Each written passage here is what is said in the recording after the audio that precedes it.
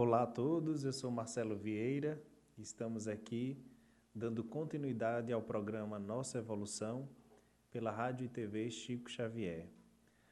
O tema que nós estamos abordando nesse programa, que trata sobre a nossa evolução, é a tarefa energética pessoal.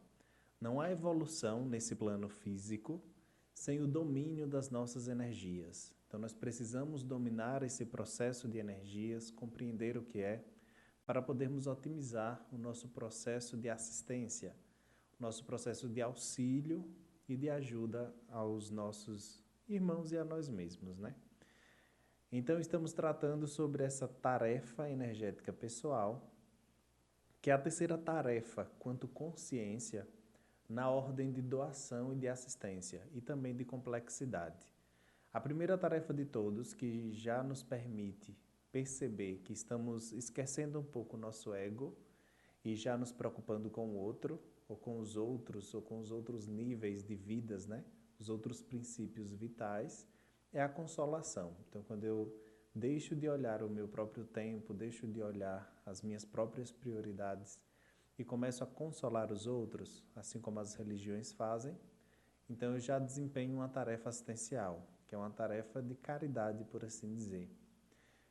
Tem a tarefa do esclarecimento, que eu não só vou doar o meu tempo para consolar as pessoas, mas eu também vou me instruir, compreender as leis do mundo, para também orientar a pessoa a resolver por ela mesma os seus próprios problemas. Então, além de consolá-la, eu darei a ela informações e conhecimentos para que ela possa se evoluir, né? Se se auto-desenvolver. Esse seria o termo, porque cada um é responsável pelo próprio processo de evolução. Nós apenas nos assistimos, nos ajudamos, nos auxiliamos, mas a responsabilidade é pessoal e individual. Depois vem a questão da tarefa energética. A tarefa energética já é, além de você consolar, ter esclarecimento, você acaba doando as suas próprias energias, otimizadas aí com o auxílio de um espírito técnico, né? O qual nós vimos em nossos encontros anteriores, que é denominado de amparador, é um termo técnico. E qual é a diferença do amparador para um espírito protetor, para um guia, para um espírito familiar? É a tecnicidade, ele é um especialista, ele conhece o processo de assistência e de domínio das energias para nos auxiliar nessa nossa grande missão, que é, além de assistir, também auxiliar com energias a fim de restaurar o equilíbrio de alguns espíritos, construir colônias espirituais e entre outras tantas funções para as quais servirão as nossas energias. O tema de hoje é o tema 14 e chama-se mental somática. O que é essa mental somática? Toda vez que a gente fala em soma, a gente fala em corpo, né? Então nós temos o soma físico, que é o corpo físico, e temos o soma espiritual, ou que na literatura espírita nós chamamos de perispírito, né? E além do perispírito ainda tem o espírito, que a gente não sabe muito bem qual é ainda essa natureza do espírito, né? Propriamente dito. Sabemos que ele se manifesta através do perispírito e que se manifesta através do corpo físico. Então, a ciência que estuda a consciência, ela classifica nós como 4 corpos, ou veículos da consciência. Nós nos manifestamos neste plano físico através, ou no plano espiritual também, através dos nossos corpos físicos, dos nossos corpos, não necessariamente físicos, né? Nós temos o soma, que é o corpo físico, esse que vocês veem, né? Ou ouvem. Então, é o corpo físico. Temos o corpo mental, que são seus pensamentos, suas ideias. Temos o corpo emocional, constituído aí pelos seus sentimentos. E temos também o corpo energético, que é o que conecta todos os outros corpos. Então, são as suas energias propriamente dita. Esse processo de energia, quando a gente dessoma, que é o termo técnico para para a ciência é o termo técnico de desencarne, morte, né? Separação do corpo físico, enfim, e outras nomenclaturas que melhor se encaixam. Quando a gente morre, ou dessoma, ou desencarna, o nosso corpo espiritual se desconecta do corpo físico. Então a gente perde o corpo físico e o corpo energético. Então nós ficamos no plano astral com o corpo emocional e com o corpo mental. Então a mental somática são as ideias que você tem, são os seus pensamentos, que é também uma forma de comunicação com os espíritos, não é? Nós nos comunicamos com eles muitas vezes através das ideias.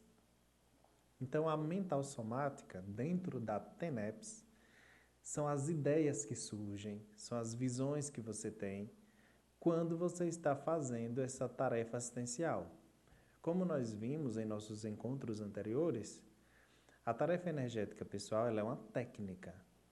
Como ela é uma técnica, ela tem método, né? Então você tem hora certa para fazer, você tem posturas corretas para exercer, você tem uma série de requisitos, né? Que aí nós já é o que estamos abordando desde o começo dessa nossa série até agora. Então, aqui tem uma hora certa. Então, é um período, você tira um período de 1 hora, nesse período de 1 hora você tira 50 minutos para ficar à disposição desses amparadores para poder doar essas suas energias. Antigamente o nome era chamado passe para o escuro, e aí com a evolução do termo, das pesquisas, achou por bem chamar de tarefa energética pessoal. Outros pesquisadores também chamam de tarefa assistencial pessoal. Então, é aquele momento que você tira para doar energias, para que aqueles espíritos técnicos utilizem essas energias para a melhoria de outras consciências, sejam elas encarnadas ou desencarnadas. Também para a construção de espaços espirituais ou reestruturação de pessoas encarnadas. Então, é um trabalho de extrema importância para esse nosso equilíbrio, para a gente poder ir ajustando aqueles pontos que em uma vida ou outra, pelas nossas ignorâncias e imaturidades, nós desequilibramos, né? Nós aí podemos ter corrompido. Então, fazer força e trabalhar para dominar as energias e reestruturar alguns equilíbrios, nada mais é do que recompor a nossa própria evolução. Nada mais é do que realinhar ou retomar o caminho de crescimento pessoal. Uma vez que nós não conseguiremos avançar e evoluir sem ajustar os desajustes que nós causamos. Pois bem, quando você começa a desenvolver a tarefa energética pessoal, pode ser, e eu digo que não só pode ser, mas inevitavelmente ocorrerá de surgir pensamentos, de vir à sua cabeça, de você começar a pensar sobre ideias complexas. O que são isso, né? São ideias que vão surgindo, que antes você não tinha parado para refletir, para pensar. Então, aqui são elencadas na mental somática 13 exemplos de ideias complexas, mas podem surgir outras ideias que, durante essa prática, você vai tendo.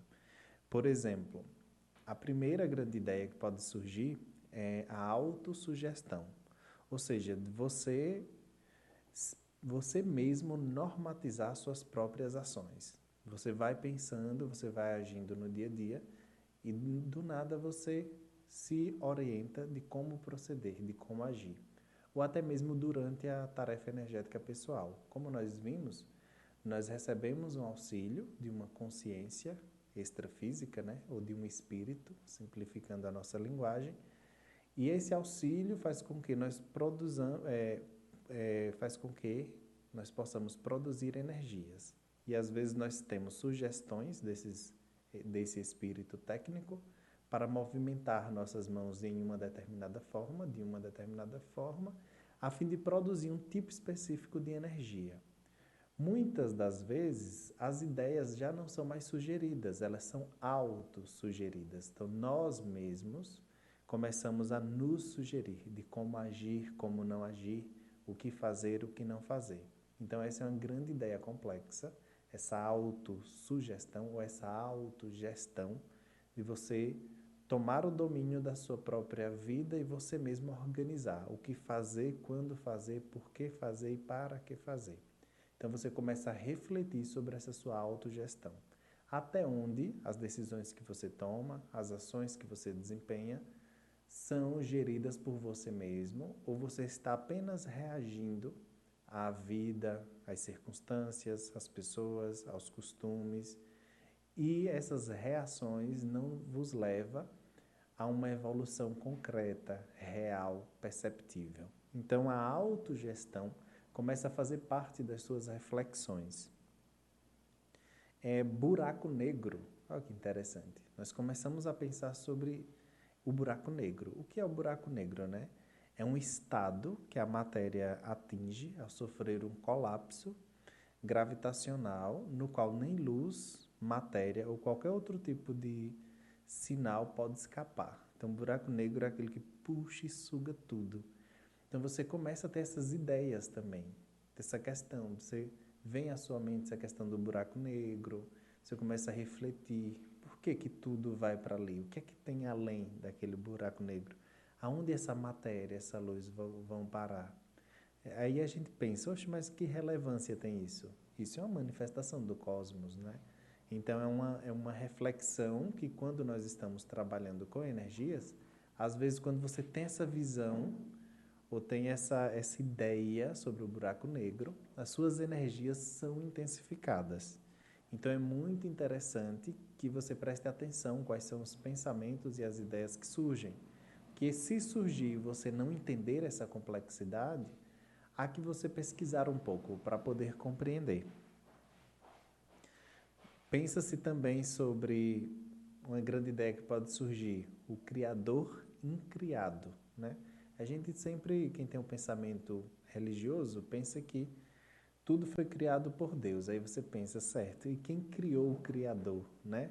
Aí a gente entra nessa grande filosofia, que aí não, a gente ainda não tem conhecimento básico, conhecimento mínimo para aprofundar nesse tipo de filosofia. Mas são ideias que surgem. O Criador incriado, né? Essa questão da enésima potência, né? Essa potência máxima que a gente também pensa, ou surge essa ideia de potência, de grande elevação. A eternidade. Já imaginou você refletir e parar para pensar sobre o que é a eternidade? Então, essa vida que prossegue sempre, que não para, que é incessante, essa sucessão alternativa que a gente tem de encarnar, desencarnar, encarna de novo e desencarna, esse viver incessante, né? Então, essa soma, essa, como a gente chama, né? Quando a gente reencarna, a gente chama de retorno intrafísico, né? Quando a gente desencarna, a gente chama de dessoma. Então, esse renascimento intrafísico, essa morte constante, quando é que isso para? Se é que para, né? Então, assim, como é que isso funciona? Então, isso começa, a eternidade começa também a fazer parte de suas reflexões. Então, nós percebemos que o trabalhar com as energias também desbloqueia as nossas questões mentais. Então, desbloqueia o corpo físico e desbloqueia o nosso corpo mental, ampliando essas nossas ideias. Então, pode surgir também essa ideia sobre a eternidade. Uma outra ideia que surge, a questão da fênix, né? Que é uma representação, é um mito do renascimento, que é quando você se renova dentro de si mesmo. Então você pode também surgir, ter essas ideias para que lhe promova algum tipo de reflexão. A implosão, né? Tem a explosão e tem a implosão, que é quando uma consciência ela se identifica com o universo. Você já parou para pensar se você, como consciência, ser pensante, fosse o universo? Às vezes, quando a gente trabalha com energia, a gente tem esse nível de divagação durante essa exteriorização de energia. Você se confunde com o planeta, você se confunde com a galáxia, você se confunde com o próprio universo. Às vezes a gente tem esse extrapolismo de ideia. Às vezes esse tipo de ideia serve para estimular um pouco mais a nossa produção de energias, mas muitas vezes são ideias que ainda precisam ser desenvolvidas. Nós estudamos muito pouco sobre tudo isso. Então, são ideias que vão surgindo, muitas vezes frutos de nossas investigações, quando estivemos no plano astral, estudando e investigando esses fenômenos, e que muitas vezes ainda estão pendentes da nossa escrita, da nossa pesquisa, aqui na vida física, para dar continuidade a esse entendimento. Nós pensamos no infinito futuro, que se confunde um pouco com a eternidade, mas a eternidade parece mais ser um looping, né? Que é o presente eterno. Então seria o hoje, esse encarnar, desencarnar e eu viver hoje. O infinito do futuro tem uma escala evolutiva. A ciência que estuda a consciência hoje escalona em ser humano. Tem o pré-humano, que são todos os animais, né? Todos os animais são pré-humanos. Aí tem o ser humano, que somos nós, estamos nessa faixa. Depois do ser humano, a gente conquista uma qualificação. A gente se torna um ser humano desperto. É aquele que já não sofre nenhum tipo de assédio. Depois que você passa da escala de ser humano desperto, que isso nós podemos conquistar em uma única encarnação, mas requer muita força, né? Nós passamos para uma segunda fase, que seria o serenão. Seria uma forma de ser, uma conquista evolutiva, onde você já não sofre as influências do mundo e você domina alguns dos fenômenos, algumas das leis, você tem um autodomínio. Você já superou a questão do gênero, tanto faz você reencarnar homem como reencarnar mulher, você se desenvolve do mesmo jeito. Você tem uma competência evolutiva de se programar para uma missão terrena e conseguir, mesmo com todos os desafios, cumprir essa missão com certo grau de satisfação, porque como é muito difícil a gente reencarnar e lembrar das nossas programações, é uma tendência muito forte de erro, mas há um nível considerável ou considerado razoável de erros e acertos para ter uma missão como concluída com sucesso. Então, a gente não pode ter o mito da perfeição ou da santidade, porque mesmo você sendo um serenão, já tendo aí suas conquistas evolutivas, toda vez que você reencarna, você tem o mesmo desafio que todos, né? De treinar um corpinho novo, um corpo limpo, que precisa de novas informações, de sofrer influência do meio onde você vive, até de esquecer sua missão. Então, a gente corre esse sério risco, principalmente quem já tem algum nível de evolução que já está um pouco desacostumado com esse processo de reencarnar constantemente. Então tem esses desafios, por isso que a gente precisa se ajudar nessas grandes missões, porque um vai lembrando o outro. E missões grandes, quando você já é serenão, sempre é uma missão conjunta, não é uma missão só. Então você, unido com várias outras consciências, vai se ajudando no processo evolutivo. Então, o serenão, ele ainda se preocupa com quem está encarnado, né? Então, ele às vezes retorna, reencarna para tentar auxiliar. E mesmo no plano espiritual, ele consegue auxiliar os demais que estão em processos de encarnação no planeta. Depois do serenão, vem a consciência livre. A consciência livre seria uma consciência que ela já não tem a mesma percepção, os mesmos sentimentos que nós. Então, é um próximo passo evolutivo, só que a gente só tem conhecimento até aí. Na classificação de Kardec, seria um espírito perfeito, né? Então, essa consciência livre seria um espírito perfeito. Espíritos evoluídos e espíritos perfeitos. Espíritos evoluídos seria o serenão, né? Espírito familiar são aqueles que têm instrução, mas que ainda se afeiçoa muito a gente pelo sentimento. Então, ainda é apegado no sentimentalismo.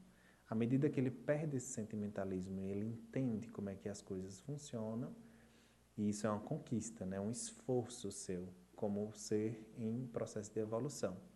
Então, quando ele conquista essa nova fase de discernimento, essa nova dimensão de entendimento de mundo, ele passa a ser, sai de um espírito familiar, que só quer lhe auxiliar, para um espírito evoluído, onde ele consegue ali instruir e ter mais acesso a conhecimentos e informações que vai otimizar ainda mais o processo evolutivo, daqueles que estão em uma escala hierárquica abaixo da sua. E aí, quando ele consegue galgar mais patamares evolutivos, né, através do seu esforço, da sua determinação, ele se torna um serenão, que aí seria já é um espírito em evolução, ele se tornaria uma consciência livre, que seria um espírito perfeito, um espírito puro. Para essa dimensão terráquea, não é? E depois da consciência livre? E depois do espírito perfeito? O que é que vem depois? Então, essa sensação do que é que vem depois muitas vezes surge durante esses nossos trabalhos energéticos. Isso é o infinito do futuro. A gente não sabe onde é que isso vai parar. Só que a gente tem que se preocupar prioritariamente onde a gente está e o nosso próximo passo, né? Se eu vou me preocupar o que é que vem depois do espírito perfeito, eu não teria condição de entender, se eu não conseguir entender o que é que me faz, nesse meu estado atual, ser melhor do que o que eu já fui, ou continuar o meu processo de aperfeiçoamento. Então, o que é que eu preciso hoje fazer, entender e compreender para atingir o processo de desperto, para eu me tornar um espírito minimamente em evolução, né? E isso é o que a gente precisa ter como prioridade. Mas essas ideias, elas surgem, né, com o trabalho energético. Infinito do passado. Assim como eu não sei até onde vai o processo de evolução, eu também não sei onde foi que ele começou. No planeta Terra, a gente disse que começou com a ameba, né, que é o primeiro ser considerado algum nível de inteligência e de autonomia. Mas eu não sei, né? Nós não temos certeza disso. Também surge essa ideia, onde foi que a gente surgiu? Como é que tudo isso é regido? Há organizações interdimensionais que ajudam nessa relação da Terra para proteger e deixar que a gente cresça aqui e se desenvolva. Existem vidas em outros planetas, por que é que essas vidas não se comunicam? Ou se comunicam e a gente não percebe, né? Porque pode ser que seja por corpos que a gente não consiga ver, já que a nossa visão é limitada pela luz. Enfim, aí nós nos questionamos, onde foi que tudo isso surgiu? Nós temos uma teoria, né? E teoria é uma explicação de uma suposta verdade que a gente ainda não sabe, que é a teoria do Big Bang, né? Então aí é que a gente explica a origem, tenta explicar, mas ainda é uma teoria, a gente não sabe, certo? E antes do Big Bang, o que é que havia, né? Então, durante esse trabalho energético, também pode surgir essas perguntas, essas questões profundas, essas ideias que são muito complexas, né? Fruto de desbloqueio das suas energias e certamente um revivamento da sua memória, porque são fatores que nós sempre nos questionamos. Em todas as eras, em todas as épocas, a gente sempre pergunta de onde foi que eu vim e para onde é que vou, né? E essa pergunta ela motiva a gente a continuar esse nosso processo de pesquisa, de busca, de entendimento. Uma outra ideia que pode surgir a gente chama de motor ou moto contínuo, que é você enxergar uma espécie de roda que ela gira sozinha pela própria gravidade de uma forma rápida, sem auxílio de nada. Então seria como uma roda de um motor, uma roda movida por um motor, mas esse motor a gente não vê. Então você tem essa visão dessa grande janta de moto, por assim dizer, que circula de forma muito rápida, sem nenhum suporte, sem nenhum auxílio, sem eletricidade, sem nada. Só impulsionado pela própria gravidade. Então também essa é uma das ideias complexas que as pessoas que desempenham essa tarefa energética pessoal narram perceber. A onipotência, então você pensa sobre o que é essa onipotência, o que é essa potência, essa autoridade suprema, essa supremacia absoluta, o que é isso? Essa potência única, né? Então você começa a se questionar sobre isso também. Tem uma outra ideia que surge, que é esse poço sem fundo. Quando a gente vê o universo mesmo, a gente vê que ele não tem fim, né? Nem para cima, nem para baixo, nem para um lado, nem para o outro.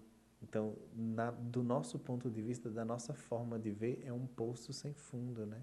É o abismo. Então, a gente vê, tem reflexões e surge esse tipo de ideia quando a gente trabalha com esse tipo de tarefa assistencial.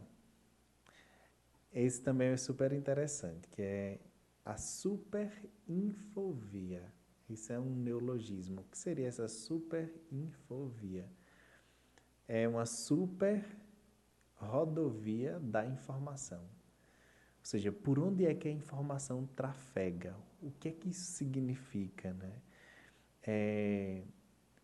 Como é que as informações são transmitidas, são armazenadas? Como é que elas são absorvidas entre nós, os espíritos, e outras hierarquias de conhecimento? Como é que isso acontece? O que é essa informação? Como é que tudo isso se processa? Então a gente vê que trabalhar com energias pode nos dar alguma sensação de que a gente está perdendo o discernimento, de que a gente está ficando meio doidinho, né? Mas não, são consequências naturais de você estar trabalhando com algo que é complexo.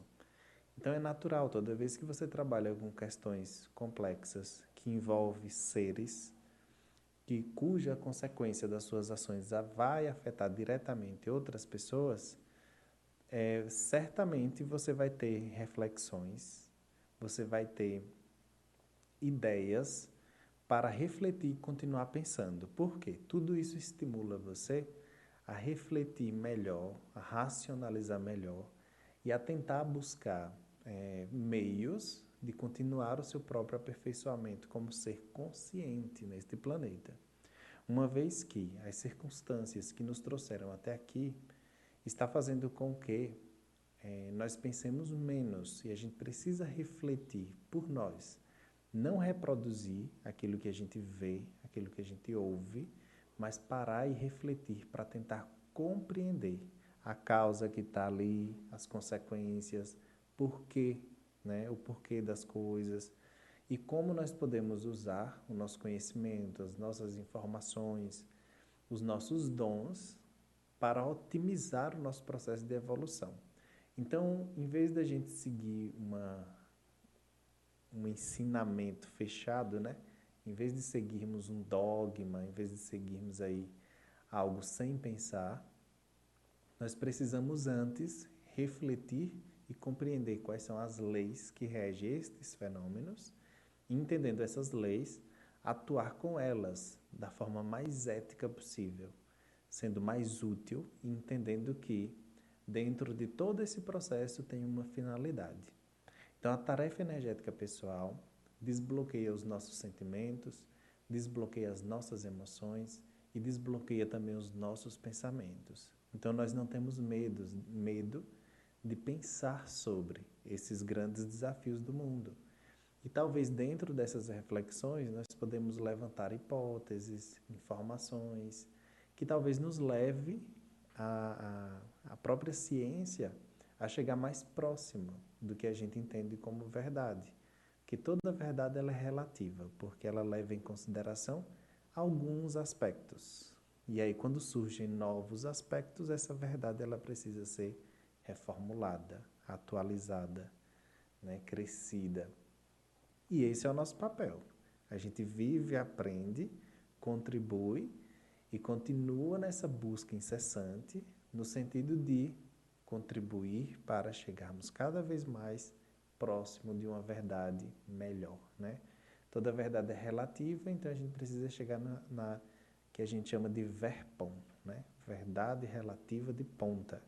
É a melhor verdade que você consegue hoje pelos seus esforços como pesquisador. E a minha verpom é diferente da sua verpom, porque a minha é fruto das minhas observações, a sua é das suas observações. Quando a gente comunica isso e cria uma verpom, né, junta essas informações, junta esse conhecimento, nós criamos uma verpom acima das nossas, né? E com isso nós crescemos, evoluímos e nos desenvolvemos. Portanto, assim encerro essa nossa conversação de hoje sobre mental soma, né? Um aspecto importantíssimo dentro da produção energética e nos vemos em nosso próximo encontro.